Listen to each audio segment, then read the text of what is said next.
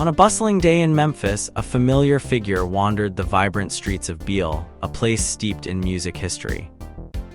This wasn't just any visitor, it was none other than Elvis Presley, the king of rock and roll.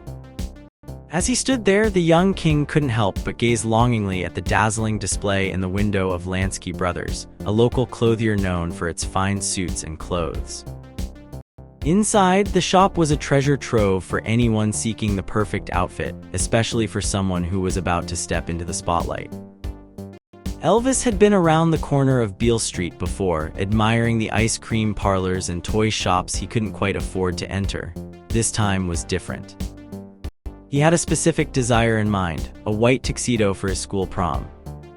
It was a dream he knew he couldn't afford, but there was something about the shop that made him feel a connection. As he approached the entrance, the door swung open and he was greeted by the familiar face of Bernard Lansky, known to everyone as Mr. B. "Elvis," exclaimed Mr. B, his southern accent thick and welcoming. It was a moment that would change both their lives forever. For Elvis, it was more than just a chance to buy a tuxedo. It marked the start of a friendship that would benefit both him and the Lansky family. Mr. B and his son Hal had built Lansky Brothers into a beloved fixture in Memphis. Their store was not just a place to buy clothes, it was a symbol of opportunity and kindness. When Elvis first walked in, it wasn't just about the tuxedo. It was about recognizing a young man with dreams and talent. Everything suited him, Hal remembered, recalling that first visit. Elvis didn't need to hear that his choice of clothing didn't fit. The Lansky brothers knew how to make their customers feel special. They didn't just sell clothes, they sold confidence. Elvis's visit to Lansky's was a turning point. He wasn't just a customer, he was someone who understood the value of hard work and ambition. Mr. B noted he had chutzpah, the kid just knew he was going to be big. It was a sentiment shared by both families. The Lanskys saw in Elvis a young man with potential, much like they had when they started their business, fleeing the pogroms of Europe for a new life in America. Recognizing Elvis's talent and potential, but also his lack of funds, the Lanskys made a decision that would prove wise. They offered him a discount and allowed him to pay in installments. It was a common practice, but one that carried a deeper meaning. Mr. B explained, "You've got it just so long as you bring in Mr. Green." In this case, Mr. Green were the dollar bills Elvis would bring back, ensuring the cycle of trust continued. Elvis didn't just buy a tuxedo that day, he bought a friendship. He returned to Lansky's time and again, not just for clothes but for the sense of belonging. Hal remembered how Elvis would often be seen outside the store, eyeing the window displays, always looking for something new to wear. The Lanskys knew he would find a way to pay, whether through direct payment or through the promise of future sales. For the Lanskys, Elvis wasn't just a customer, he was a symbol of hope and success. Their store became a beacon for aspiring artists and musicians, a place where dreams could be nurtured. Elvis's story is intertwined with theirs, a testament to the power of kindness and understanding in business. As Memphis faced its share of challenges, including the tragic assassination of Martin Luther King Jr. in 1968, the city and Lansky brothers endured. Business took time to recover, but the bond between the Lanskys and Elvis remained unbreakable. Elvis continued to shop at Lansky's, always finding something that made him feel right, whether it was a jacket or a simple cap. For both families, the connection went beyond mere transactions. It was a relationship built on mutual respect and a shared belief in the power of opportunities. As Elvis once said to Mr. B, "I'll buy you out when I get rich," a promise that, while not taken literally, underscored the deep respect and friendship that developed. In the end, Lansky Brothers became more than just a clothier. They were part of Elvis Presley's journey, a reminder that sometimes it's the people who believe in you that make all the difference. As Elvis Presley's fame soared, so did the cost of his clothes. His wardrobe became a topic of fascination, and a place in Memphis called Lansky's at the Peabody Hotel became a treasure trove of his style. This place is like a time capsule where you can see the clothes that once belonged to the king himself. In one corner, there's a huge pink leather coat with a mink collar. This coat was very trendy back in the day, especially in movies starring African-American actors. Elvis originally bought it for a fraction of its worth, just $300, but it was later valued at $30,000. Sadly, it got damaged before Elvis could take it back to the store to fix it. The store still keeps it on display, showing that their relationship with Elvis was so special they called themselves, by appointment to the king. The Peabody Hotel, with its blend of rock and roll and blues vibes, is the perfect spot for such treasures. It's where you can find not just the pink coat but also a letter from Elvis's manager, Colonel Parker, detailing a bonus from RCA Records, all on the hotel's own notepaper. This letter, attached to a receipt, is considered just as valuable as money itself. The Lanskys, who owned Lansky's, were humbly proud of their connection to Elvis. They started by making custom stage outfits for him, but it was his early, more conservative jumpsuits that first caught their attention. Hal Lansky, one of the owners, remembers selling Elvis his first custom jumpsuit, which was much simpler than what he would later become famous for wearing. However, Elvis's taste evolved. In the late 60s, he started wearing more daring outfits, although Hal believes they had some influence on those styles too. The Lanskys were known for their bright colors and quality craftsmanship. They made clothes specifically for Elvis, ensuring the finest materials and perfect stitching, even if it meant waiting a few weeks for payment. To the outside world, Elvis might have seemed like just another customer, but the Lanskys saw him as someone special from the start. They knew what he wanted even before he became a superstar.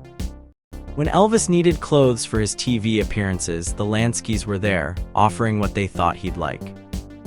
Elvis himself admitted he had money issues at the time, but the Lanskys trusted him and supplied him with what he needed. The relationship between the Lanskys and Elvis was built on mutual respect and honesty. Bernard Lansky, known as Mr. B, would make sure Elvis got exactly what he wanted. Even when Elvis was just an unknown artist, the Lanskys treated him like a valuable customer. They even gave him clothes when RCA Records started sending him gifts like a cool bubble car as a token of appreciation. For Hal Lansky, working with Elvis was an adventure. As a young boy, he would go with his father on horseback rides, but later, he became a delivery boy for the shop. Driving a tiny car to Elvis's mansion at Graceland was an exciting experience. Elvis would eagerly try on new clothes, sometimes with a top hat matching a fancy coat, showing off to his housekeeper and chef. Elvis wasn't just a customer, he also recommended the shop to his friends and even rivals. He once told his friend Frank Sinatra where to shop, showing how much he trusted the Lanskys. Elvis's father Vernon also benefited from their business, getting suits made by the Lanskys. The Lanskys were more than just tailors, they were part of Elvis's world. They even influenced his style sometimes, like when he asked for a suit inspired by an old British King Edward VII tobacco can. Elvis loved trying on new clothes, buying everything he saw, like a child in a candy store. His father, Bernard, enjoyed the luxury too, getting 3 suits at once from the Lanskys. Despite his extravagance, Elvis always paid for his clothes. He even influenced other celebrities, like giving Frank Sinatra a taste of his style. The Lanskys, in turn, were grateful for Elvis's business and the fame that came with it. They even let Bernard visit Graceland, though he found the early dinner time a bit odd. Elvis's love for clothes was boundless. He was always looking for something new to wear, and the Lanskys were always happy to provide. Their shop became a symbol of an era, a place where the ordinary met the extraordinary, all thanks to the king himself.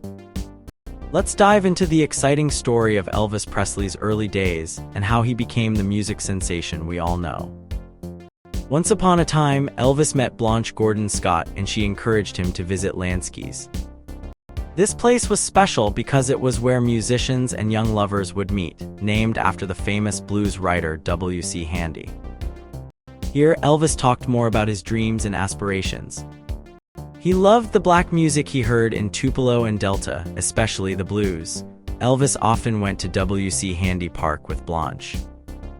It was a spot where musicians showcased their skills and couples would stroll. Elvis wanted to stand out, not just because he liked the style, but because he couldn't afford anything fancy. He adopted a long hairstyle, similar to the black musicians, though he usually styled it differently due to his parents' inability to afford regular haircuts. Sam Phillips, the owner of Sun Records, a small music label, played a key role in Elvis's journey. Sun Records was not as big as other labels like Columbia or RCA, but it was making waves in the music world, especially in the South and West with country music. It was here that Elvis made his first recording, a simple song for his mother, My Happiness. This recording marked the beginning of his journey, though no one at the time realized its potential. When Elvis first came to Sun Records, Sam Phillips was hesitant. He thought Elvis's style wasn't quite country enough for their label. However, Sam saw potential and let Elvis jam with his musicians, Bill Black on bass and Scotty Moore on guitar. They played a song called That's All Right, changing it to make it sound fresh and exciting. This recording was a gamble, but Phillips decided to take a chance. They recorded it with the original lyrics but without the word mama. The song, paired with another tune, was released on July 19, 1954. To everyone's surprise, it became a huge hit, far outperforming the original version by another artist. This success caught Sam's attention, and he quickly signed Elvis to a 2-year contract. After this breakout hit, Elvis's fame skyrocketed. A sound engineer at Sun, Stan Kessler, who wrote songs for Elvis, said the artist was always generous with his songwriting royalties. Kessler admired Elvis but knew the young star was often influenced by those around him. Another key figure, DJ Cowboy Jack Clement, saw Elvis's talent early on. He was both a producer and a singer at Sun Records. Clement remembered Elvis as confident and charismatic, even flirting with his girlfriend once. However, Clement took his revenge by marrying that girl, showing that sometimes in the world of music, rivalry and love intertwine. Elvis's journey from a young man in Tupelo to a music superstar was remarkable. It all started with a simple visit to a record store, a love for music that transcended genres, and a label owner willing to take a chance. The rest, as they say, is history.